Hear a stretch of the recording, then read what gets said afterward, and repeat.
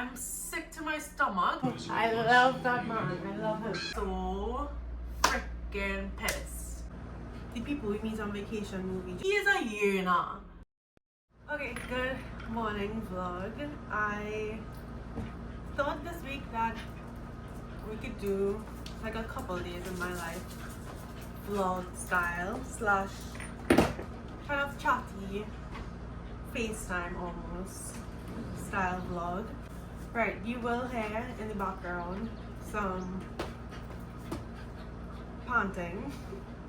Stella is running around as per usual. What I really want to do more than anything is just talk and chat. I feel like I've just had a lot of things on my mind. The people we meet on vacation movie, just like random things that I kind of want to talk about. And I also would love to make my vision board this week. It's currently the 19th, which is my 7-month wedding anniversary actually, which is every month it gets crazier.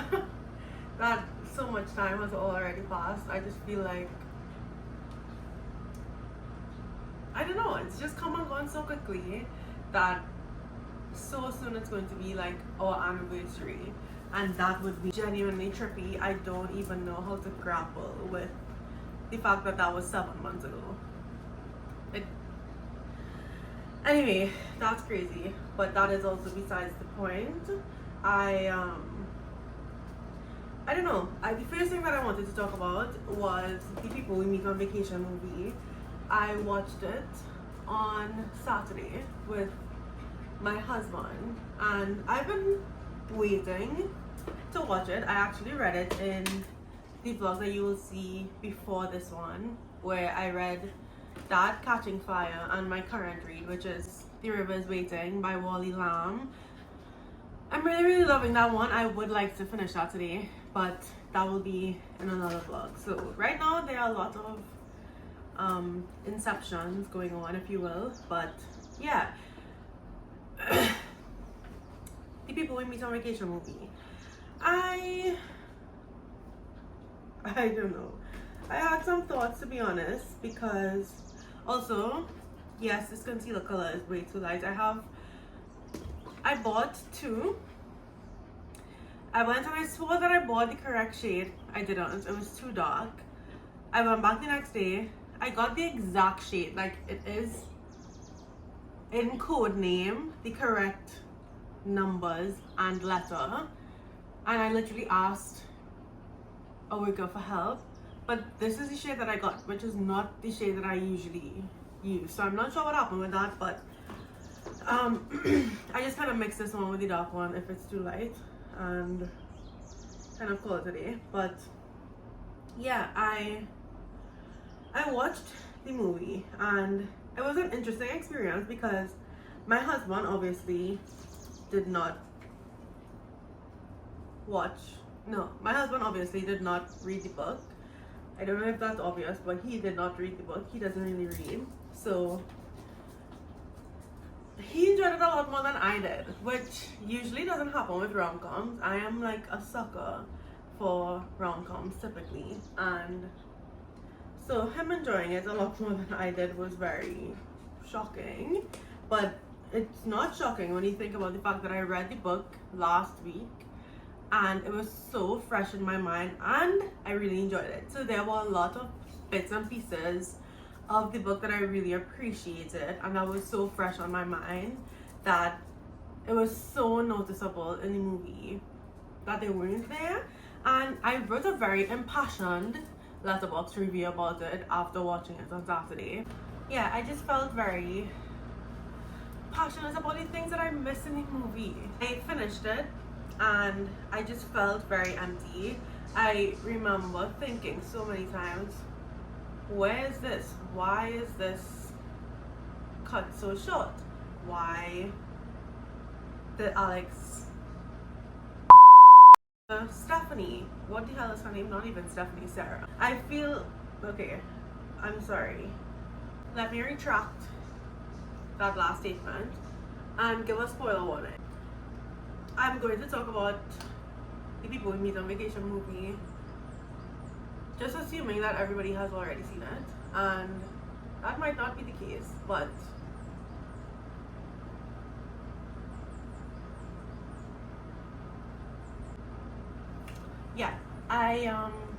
yeah, so that was your spoiler warning.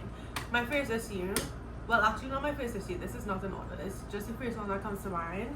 I thought that they did Alex's character so dirty. This is not to say that Tom Blythe didn't do a really good job. I feel like because I read the book so close to release, I kind of only ever pictured Tom Blythe, so I can't say whether or not I would have chosen him as the lead or not. He was just always Alex to me, and I really enjoyed that. I enjoyed reading the book. Why am I forgetting? I have my mirror. I enjoyed reading the book with him in mind, and I can't really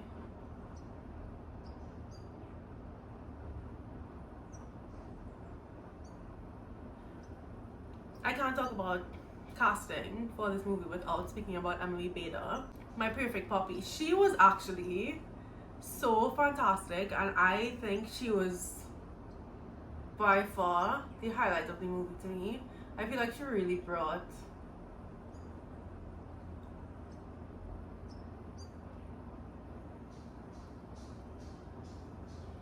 Poppy's character to life. I think she was able to bring the lightheartedness and fun and kind of show why she's a person that Alex would fall in love with. I think in the book there were moments where she was definitely a little insufferable, and not to say that I didn't love her, I absolutely loved her in the book. I loved both of them in the book, but she had her moments, and in the movie I feel like she translated it so well, and she just gave her life, and it was just so lovely to see. So I just feel like her role and her interpretation of the role was perfect. So I don't know, in contrast, I feel like we just didn't get enough of Alex, and that is not Tom Blythe's fault. I feel like he kind of did his best with the material that he was given, but I can't believe that they took away so much of Alex's characterization. It's really kind of disappointing because I feel like Alex is such a lovable character, and the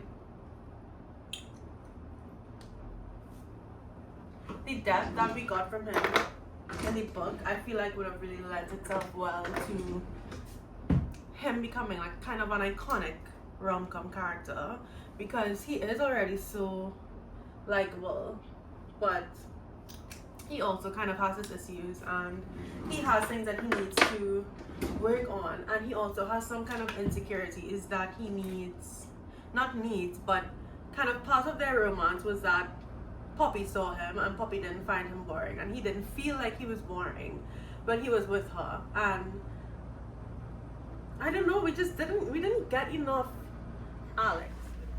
Okay, I was talking about People We Meet on Vacation, and then I realized that my battery was dead. So we're back. I have a lot of laundry to do, so we're going to kill two birds with one stone. So what I was saying before I was rudely interrupted was that with Alex, I feel like he became really endearing, and we really, as the reader, came to understand him by the end of the book, and I don't feel like we got that experience with Alex in the movie. He felt very one-dimensional, and that's no shade to Tom Blythe. I just feel like,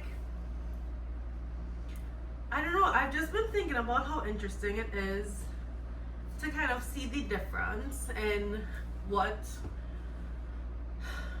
I, as a reader, thinks is completely critical to the story versus Emily Henry, who, let me just get comfy. Yeah, versus what Emily Henry, who is actually the author, finds to be most critical, because I do feel like we skipped over a lot of plot points that really made the characters who they are, and also that made their love story something worth believing in. I feel like we kind of missed that mark because we didn't get enough, one, witty banter. That was like by far my favorite part of the book, or one of them. I just felt like the back and forth and like the inside jokes that Poppy and Alex had during their vacations, and even in the current timeline. I feel like we really missed the mark on those, because when I was reading People We Meet on Vacation, I remember really loving the way that they would have like callbacks to jokes, because they obviously kind of live in this world of their own, and it was obvious. So anybody else around them would not find things that they say funny, and the way that they bring things back around, and jokes are kind of never ending. I thought that that was so fun and cute, and being in on the joke made me feel like I was a participant in their relationship. But in the movie, they kind of dropped lines. Like, I remember in the New Orleans section, they said something about theme matters, but they never showed the origin of it. And then they also did the statue thing, but they never did it as a girl was trying to sell it to them and saying something about it speaks to me, and having that be something that kind of went through the storyline with them. It kind of just was born and died in that moment.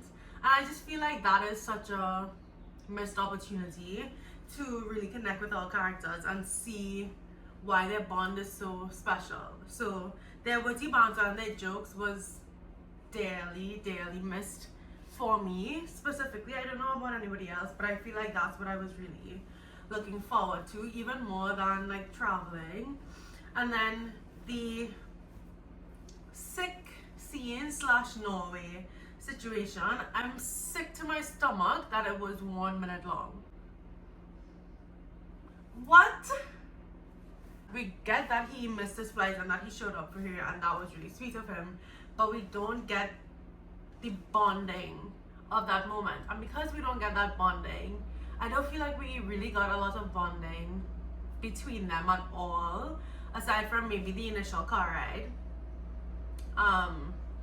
Their trip to New Orleans, and their first trip to Canada. Those were the three moments that I feel like really stood out, and I guess those are the ones that Emily Henry chose as like the standout moments.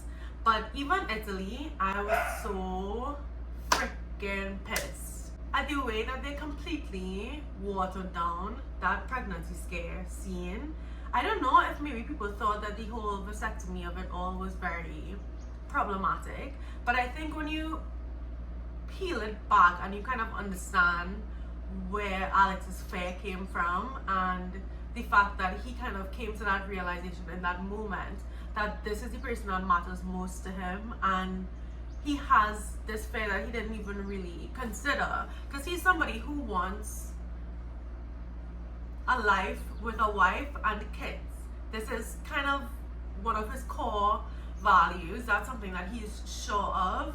And so him coming to this realization in this moment that this is the person that I love most in the world, and this is also something that I really want, but I'm not sure if I have the capacity to handle if something happens to her, because as much as it is a good thing for the person that you love to be pregnant and to have your child, if this is something that you want, it's also terrifying for him because of his mom and the fact that she passed away during childbirth, and that was really traumatic for him and his family.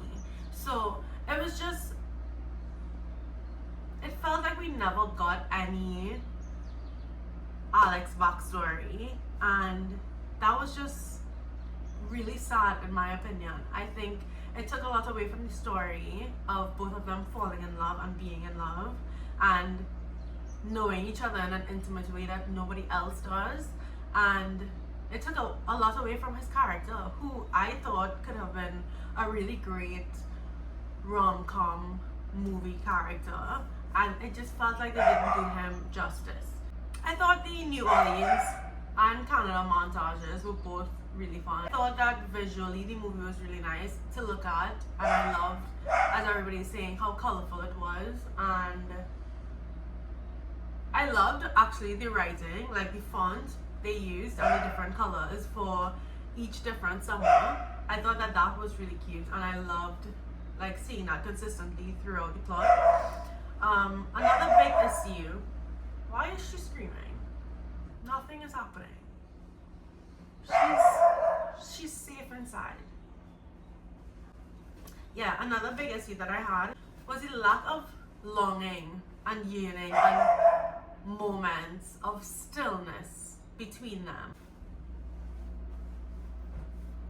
Yeah, we were kind of made to believe that they've been in love deeply this entire time. We just almost had to assume that instead of us seeing them fall in love, which was kind of the whole point of doing it in a past and present timeline, because if you remember reading Poppy's perspective, she was oftentimes talking about like this 5% what if, as in like they are completely platonic friends, they love each other and they are each other's person, but they don't really let themselves think about the what if we could get together, what if this was more than friendship.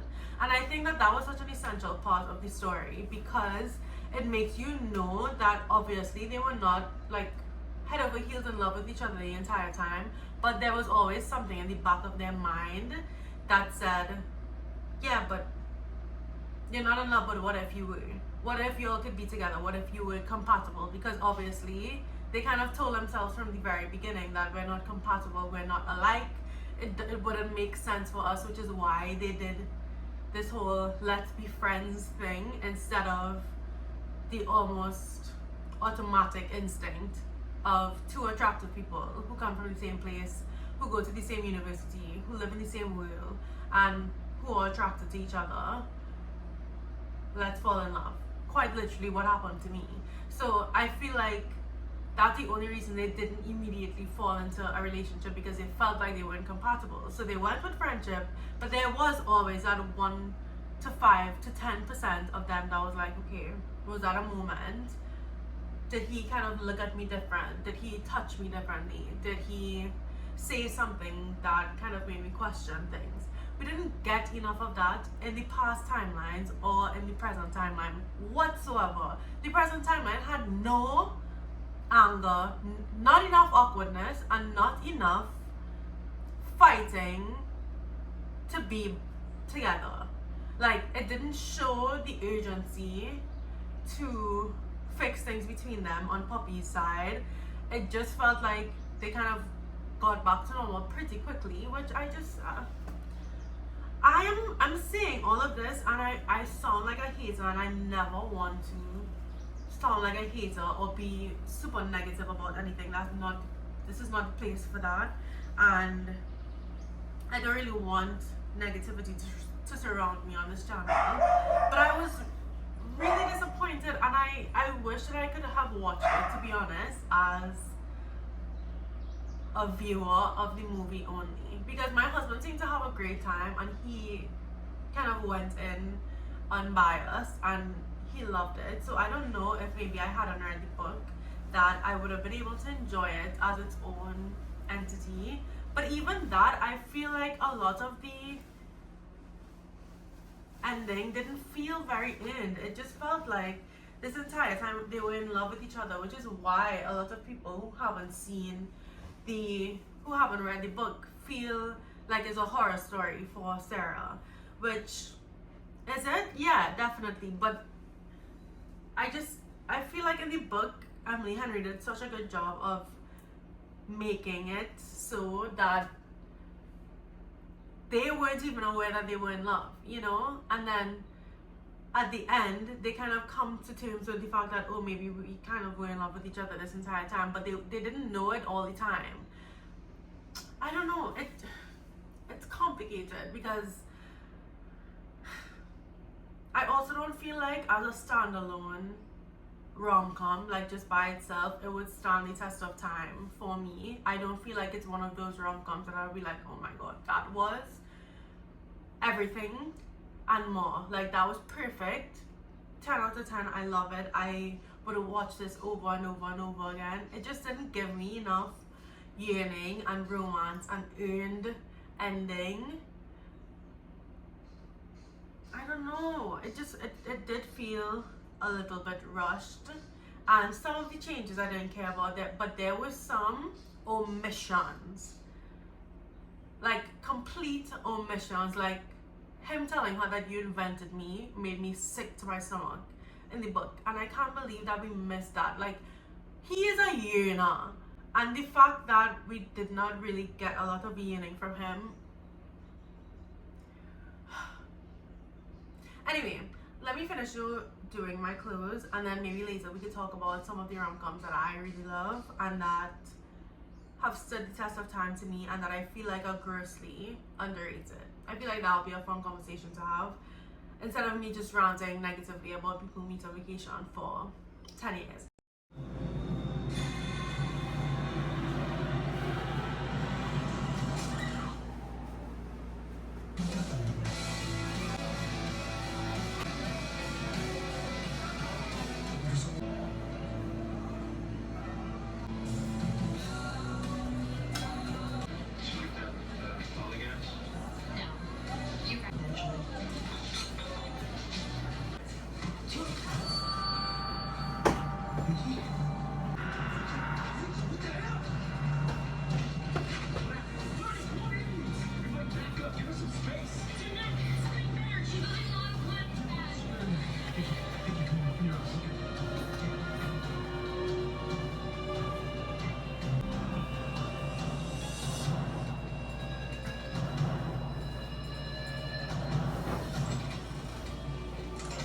Someone else was attacked tonight, so I reckon it wasn't me.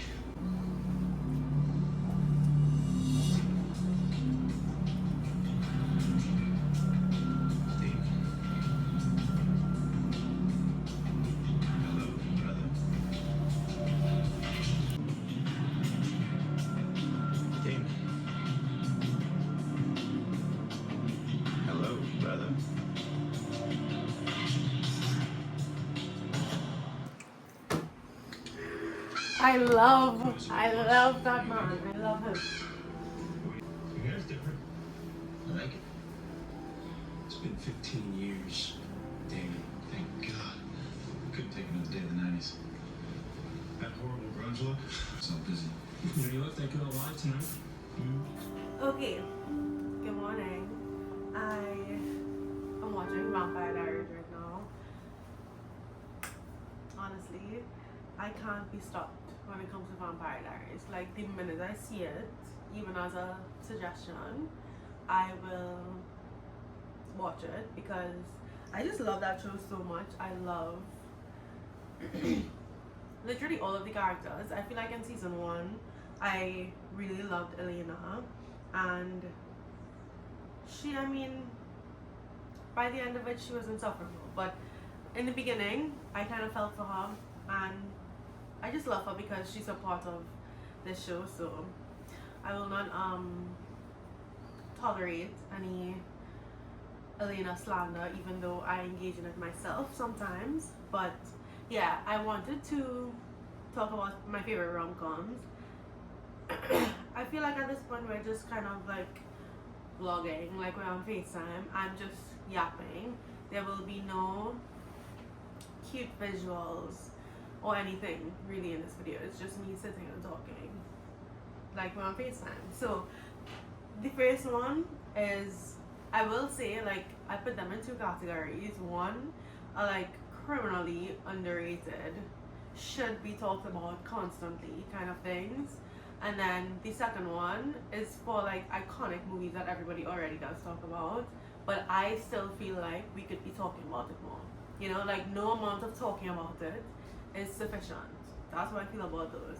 So the first one is Puppy Love. This one is with Lucy Hale and Grant Gustin, and their puppies fall in love at the dog park, and then they fall in love, and it's just really cute. The next one is The Backup Plan. This is with J-Lo. Frankly, any rom-com that J-Lo starred in the early 2000s to 2010s, fantastic. Highly recommend. I understand that J-Lo is not our favorite person as a community and as a society right now, but in 2000s, she was in her bag. Specifically in the rom-coms, nobody was doing it like her, except maybe Katherine Heigl, but we'll get to her.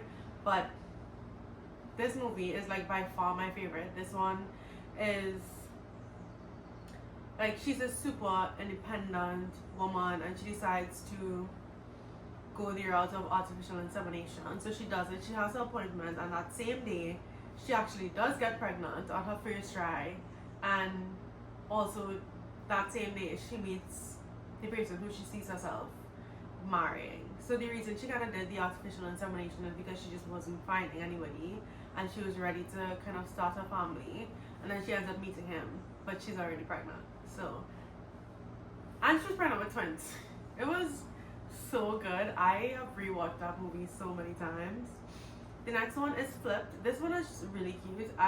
This is more of a coming of age movie, but it's so cinematic. It's so beautifully like colored. I just remember the coloring of it so specifically, and it was just kind of meandering and following these two kids growing up together, falling in love.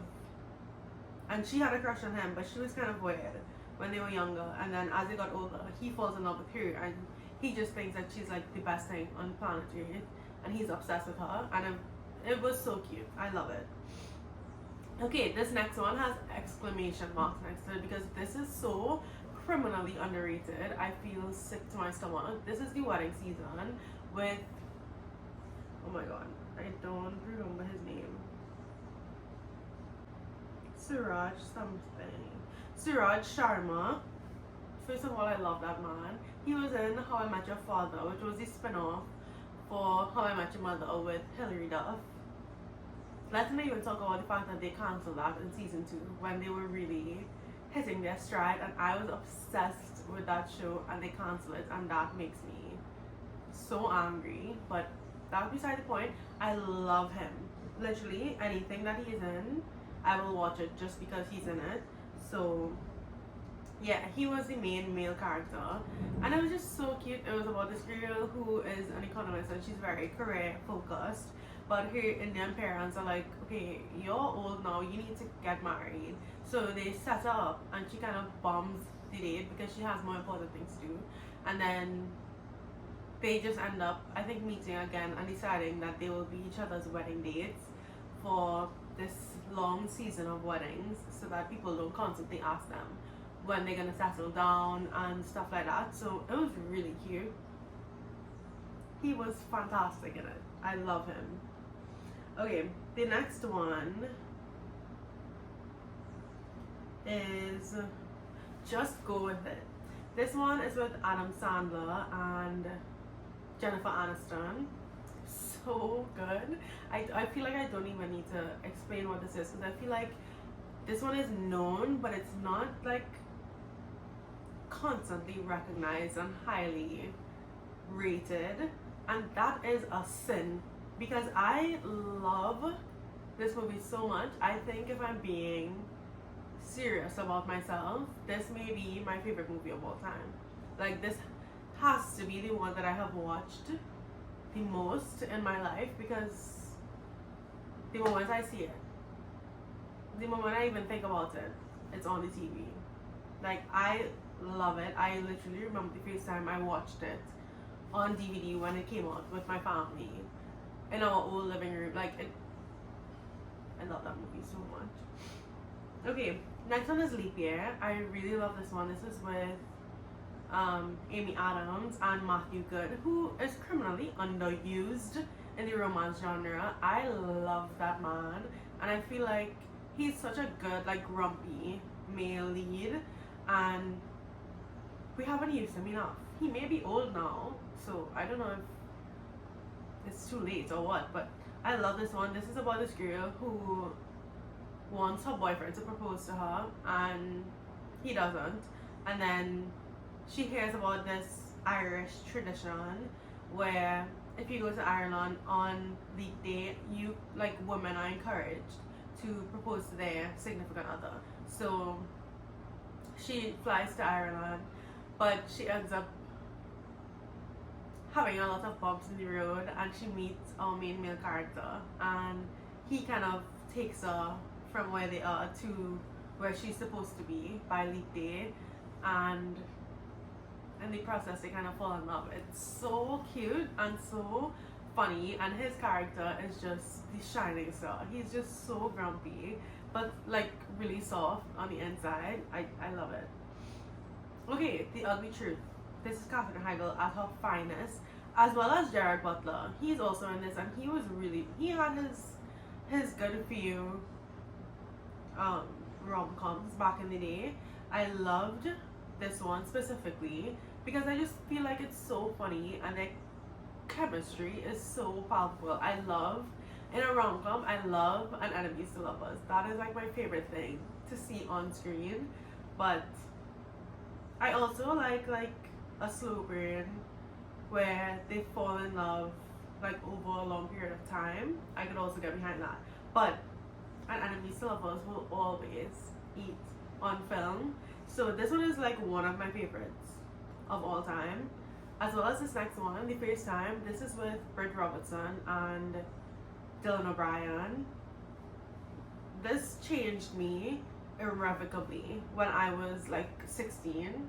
I watched it, like, over and over and over and over because, first of all, Dylan O'Brien was in it, and second of all, it was just so cute. I think this was, like, one of those indie movies. Like, the cinematography of it was so cute, and the script was just perfect. Like, it was equal parts funny, equal parts heartwarming, equal parts romantic. Like, it was just the perfect coming of age love story, and we don't talk about it enough. Okay, the next one is About Fate. This one is with Emma Roberts, and it's kind of just about this meet cute or chance happening between these two, and they just go on this adventure trying to get her to her sister's wedding on time because she's kind of like a train wreck, and he has his own life. He's about to propose, or he did propose to his current girlfriend but she didn't like the proposal. She's like an influencer and she needs him to do it at their huge New Year's Eve party. So it's like he's in a relationship, but he's kind of checked out because she, like, what are you doing, girl? So I mean, there was definitely some micro cheating in this one, but Emma Roberts as a female lead in rom-coms, so underrated. I have never seen her in a movie that I didn't enjoy. So I really like this one. I actually watched this one pretty recently, like late last year, but I really, really liked it. It was really funny, but it was also really cute, and the setting was so cute and wintry and just lovely. I loved it. Okay, No Strings Attached. I don't need to say this one. Oh, I don't need to say much about this one. I just know that this one is what Friends with Benefits thinks it is. It's with Natalie Portman and what is his name? Ashton Kutcher. And it's so cute. It's so cute. So, I don't know, this is like a quintessential rom-com where these two characters aren't like in the position to fall in love, or so they think, and then they kind of strike up this friends with benefits situation that obviously gets complicated, and eventually realize that they can't live life without each other. So I actually can't ask for a better movie than that. The next one is The Longest Ride. This is with Britt Robertson again, who I literally love with all my heart. She's one of those actresses that if I see that she's in it, I will immediately go and watch the movie. I just love her. I have like a girl crush on her. So this one is with her. I can't remember the guy's name, but it's like a cowboy romance. He is like a bull rider, and she's in university, and they meet and they kind of fall in love. But what really kind of sets this movie apart is on their first date, they see that this guy, this really old man, has gotten into an accident, and they save him. They take him to the hospital, and he has like this trunk of letters between him and his wife from decades and decades and decades ago. So we see two timelines. We see his story with his wife, and we see this current love story joined by the fact that they're meeting this old man and kind of looking after him and reading the letters that he wrote to his wife so many years ago, and seeing both of those love stories combined. I just love that. I love when there are different love stories involved in one story or in one movie, and this was really well done. Okay, the next one is Chasing Liberty. This one is with Mandy Moore and Matthew Good. This is in my Matthew Good era when I was literally obsessed with him, and I think this one is about a president's daughter, or yeah, I think a president's daughter, and she runs away and ends up finding like a partner in crime who's Matthew Good, and they just go on adventures, and she tastes freedom for the first time, and she falls in love, and it's so cute and so like perfect. Okay, Definitely Maybe is the next one. This is with Ryan Reynolds, and I can't remember her name, but she's the one girl in Now You See Me, the franchise. Well, actually no, because there's another one in the second movie. The original girl, our original queen from Now You See Me, she's also in this, and it's basically this guy telling his daughter the story of like his love story with his now ex-wife. So her mom, who's also his ex-wife, so he's telling her this story, but he's also telling her other related love stories like around that time period of his life, and the people who were in his life outside of just the mom. And he's telling this story but making everybody anonymous. So the daughter doesn't know which one is her mom, but at the end of it, we kind of come to figure out which one of the women that he is like always referring to is the one that he really, really loves. So it's really cute. It is really cute. And the last one on this category is Serendipity, and I don't really have much to say about it. It's just so atmospheric and so cute, and also it is the namesake of my favorite word. So I don't know if namesake is the correct word, because I mean the word existed before the title. Does it matter? Not really. I just know that when I watched this movie for the first time, I fell in love, and the word serendipity has never left my mind since then. So yeah, that's the first list. I'm going to try to finish this book that I have been trudging through for so long. I'm sick of it. I'm sick of it. And I really thought it was going to be a 5-star.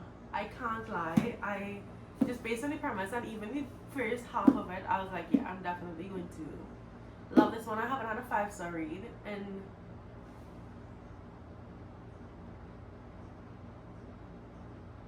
five months.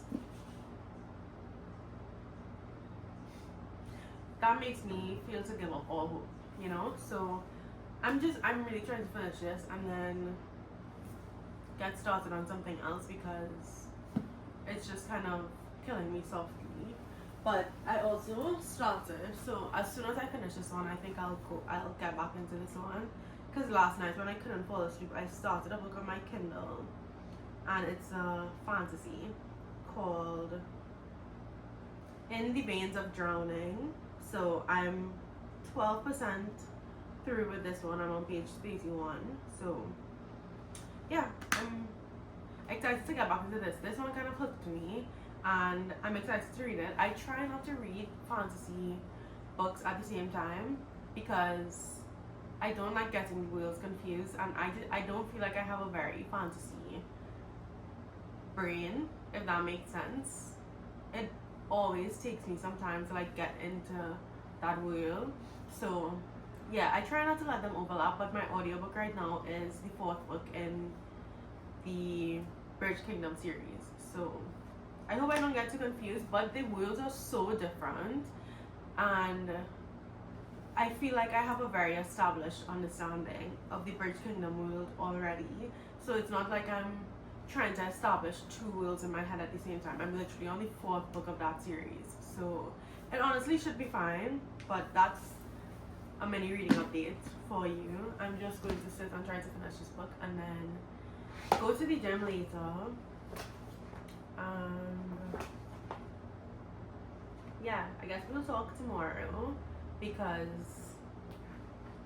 I don't foresee myself having anything else to see today.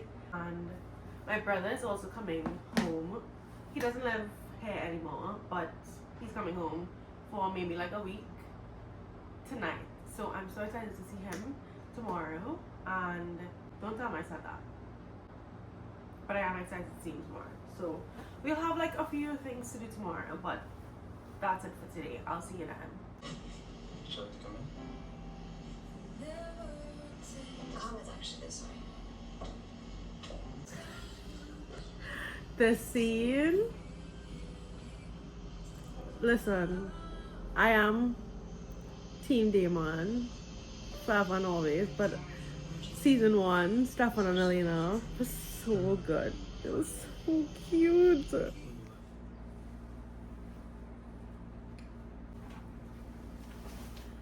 Okay, I actually forgot that I was filming this vlog. I think I'm going to wrap it up here because I'm just filming so many things right now, and I'm trying not to have this video be so long. I didn't even realize that my people we meet on vacation rant was like 20 minutes long. So I want to like quickly go through, as promised, some of my favorite rom-coms that are super popular but that I still really love, and that I think no matter how much we talk about them, they will never be talked about enough. So the first one is obviously Crazy Stupid Love. That is such an iconic movie to me, and it is so important to me. I just love Steve Carell, and I love Ryan Gosling and Emma Stone. It's cast to perfection, and I love movies or rom-coms where it actually focuses on multiple different relationships as well as like family dynamics and stuff, in the same vein as Crazy Stupid Love, and like the interconnected family dynamics as well as romance. I love Stuck in Love. I'm not sure if this one is actually like super popular. I'm thinking that it is, but I could be wrong.